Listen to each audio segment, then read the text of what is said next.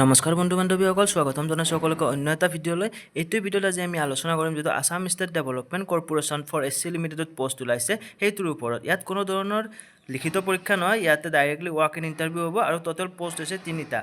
তো বলক আমি ভিডিঅ'টো আৰম্ভ কৰোঁ। নেম অফ দ্য পোষ্ট হৈছে জুনিয়ৰ ইঞ্জিনিয়াৰ চিভিল আৰু কোৱালিফিকেশ্যন লাগিব এইটো কাৰণে diploma in civil engineering from the recognise institute আৰু মিনিমাম এজ হৈছে 21 বছৰ আৰু মেক্সিমাম এজ লিমিট হৈছে 40 ইয়াৰ্ছ। আপোনালোকে 40 ইয়াৰ্ছলৈকে এপ্লাই কৰিব পাৰিব আৰু মান্থলি দিয়া হ'ব 23,000 আৰু লগতে আপোনালোকক ডকুমেণ্টছ কি লাগিব মই এইখিনি কৈ দিছোঁ চাব।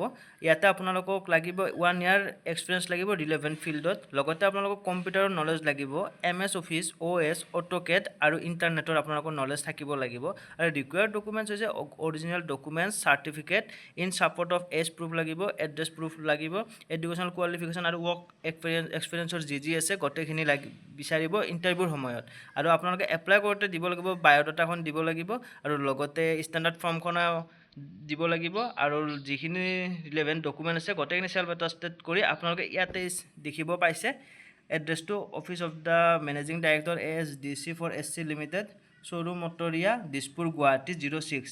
এইটো এড্ৰেছত আপোনালোকে 5 ছেপ্টেম্বৰৰ আগতে এইটোত পঠাব লাগিব আৰু 5 ছেপ্টেম্বৰ গধূলি 5 বজাৰ আগতে এই এড্ৰেছত আপোনালোকৰ ডকুমেণ্টছখিনি গৈ পাব লাগিব।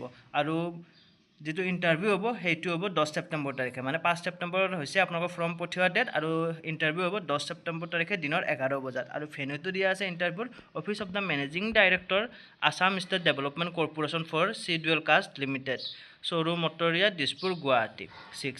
তো এইটো এড্ৰেছত আপোনালোকৰ ইণ্টাৰভিউটো হ'ব আৰু ইয়াতে আপোনালোকৰ দিয়া আছে এংগেজমেণ্টটো হ'ব 11 মান্থৰ কাৰণে, ঠিক আছে।